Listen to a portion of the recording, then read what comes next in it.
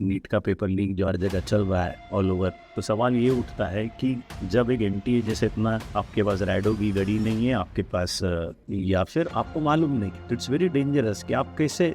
तो हम देखते हैं कि ये सब क्यों हो रहा है, ये क्लास होना रे टीचर्स क्यों कर रहे हैं। तो एक बहुत ही लूप होल है उसके। हेलो एवरीवन, जैसे कि सब जगह NEET UG paper leak, NEET का पेपर लीक जो हर जगह चल रहा है ऑल ओवर इंडिया में,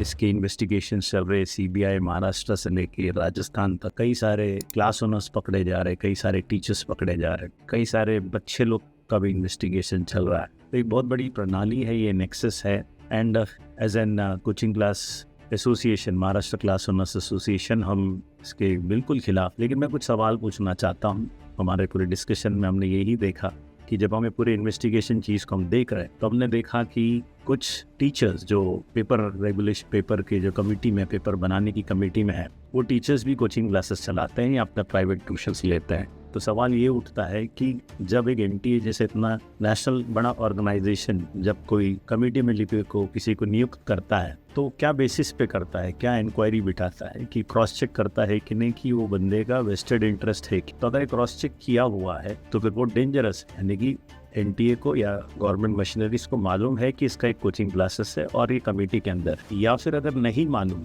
और वो अपना कुछ फेक डॉक्यूमेंट्स जो भी कर वो अंदर आता रहेगा, तो हमारा जो कमेटी फॉर्म करने का जो सिस्टम प्रोसेस है तो एक बहुत ही लूप होल है इसके। या फिर आपको मालूम है ये बंदा जो क्लासेस चला रहा है, या फिर आपको मालूम नहीं। इट्स वेरी डेंजरस कि आप कैसे, on what basis you appoint these people to prepare all these question papers of chemistry and bio and all these papers, very dangerous। तो सवाल ये उठता है कि इन्वॉल्वमेंट दोनों तरफ का है, insider as well as an outside. एक खरीदना चाहता है और एक बेचना चाहता है। तो बोलते ना पेपर लीक की हम बात कर रहे हैं। तो मैं तो यही कहता हूँ कि जब कोई कॉन्ट्रैक्टर रोड बनाने का कॉन्ट्रैक्ट लेता है और उसमें सीमेंट और मटेरियल्स का लीक करता है, लो क्वालिटी का डालता है, तो वो भी तो एक तरीके का लीक। उस लीक की हम कभी बात नहीं करते। गवर्नमेंट टीचर्स जो होते हैं 7th-8th पे कमीशन, मुझे नहीं मालूम, 80-90,000 रुपीज सैलरी होने के बावजूद भी वो बच्चों अगर स्कूल में, गवर्नमेंट पब्लिक स्कूल्स में नहीं बराबर पढ़ाते तो वो भी तो एक तरीके का लीक। कोई भी एक डॉक्टर या कोई भी बंदा प्रोफेशनल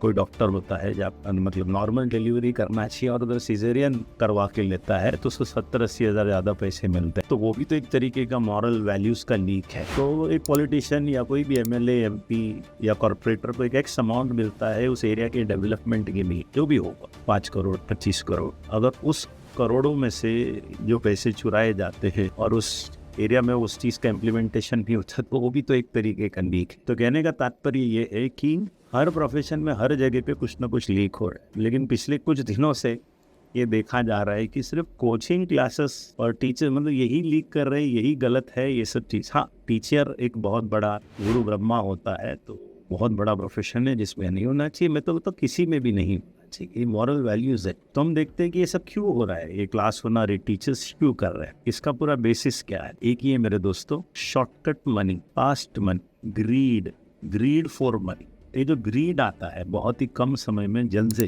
बनाना, हम ग्राफोलॉजी में सिखाते हैं। कुछ लोगों के सिग्नेचर्स एकदम इनएलिजिबल होते हैं, यानी कि दिखता नहीं कि क्या लिखा है, तो वो शॉर्टकट सिग्नेचर। उसका मतलब क्या होता है, the result is important, the way is not important. मतलब पैसा बनना चाहिए, कौन सी भी रास्ते से बनाओ, जल्दी बनाओ, शॉर्टकट बनाओ, वो important. So money is not evil, but उसको कमाने के लिए जो तरीके इस्तेमाल किए जाते हैं वो है। सबको फटाफट पैसे कमाना है, बहुत सक्सेसफुल होना है। मेरे मेंटर हमेशा कहते हैं, पूरा मैं ये पूरे सिस्टम प्रोसेस की बात कर रहा हूँ, मेरे मेंटर हमेशा कहते हैं कि 18th सेंचुरी तक there was no definition for success का कोई डेफिनेशन नहीं था। तभी आर्टिशंस थे, फिशरमैन्स थे, फार्मर्स थे, पॉटर्स थे, तो सब बार्टर सिस्टम में काम करते थे। मुझे फ़िश चाहिए तो मैं अगर पॉटर हूँ तो मैं पॉट दे दूँगा, मैं फ़िश ले लूँगा। तो बार्टर सिस्टम में सब चीज़ चल रहा है। फिर उसके बाद इंडस्ट्रियल रेवोल्यूशन हुआ, mass production of services and goods होने लगे और ये सब इंडस्ट्रीज लोग अपने प्रोडक्ट्स को मार्केट में बेचना चालू किए। But there was no buyers, कोई फार्मर खरीद ही नहीं रहा। बोले क्या ज़रूरत है, मुझे कपड़ा चाहिए तो मैं गेहूँ दे कपड़ा नहीं लूँगा, और जब ज़रूरत है तब लूँगा, अब तो है मेरे पास। तो इनका मास प्रोडक्शन हो रहा था, चीज़ें बिक नहीं रही। तो इन्होंने डिसाइड किया, क्या मालूम, कुछ इंडस्ट्रीज लोग ने मिलकर, जैसे कि एप्स्टीन फाइल में आपने सुना रहेगा कि कोई तो आइलैंड में मिलते और सब डिसाइड करते हैं। तो ऐसा कुछ डिसीजन हुआ,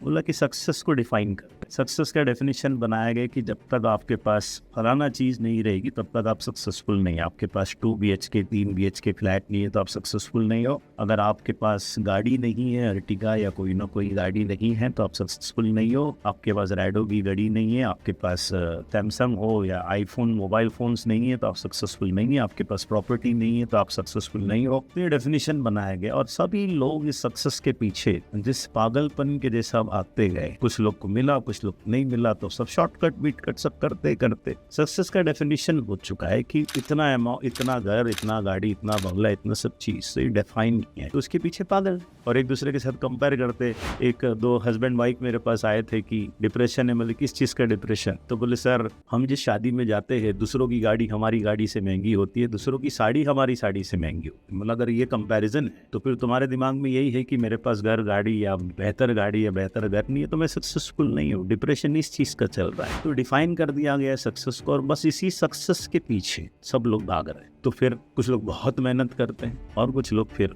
शॉर्टकट रास्ते अपनाते हैं। वो फेम हो, नेम हो, मनी हो, ये सब चीज के पीछे। एंड देन मूल आधार जो जिंदगी का होता है वो खो देते हैं। Values is the most important thing. जिंदगी का पर्पस क्या है? इस पर्पस के लिए आए नहीं है तो कहाँ जाना चाहिए? Go back to the basics my friends. Basic ये है कि वैल्यूज, बेसिक ये है कि भगवत गीता, बाइबल, कुरान, जितने भी ग्रंथ है उसमें पूरे ह्यूमन वैल्यूज, किस तरीके से जिंदगी जीना चाहिए, किस तरीके से life, that is what is real true life में।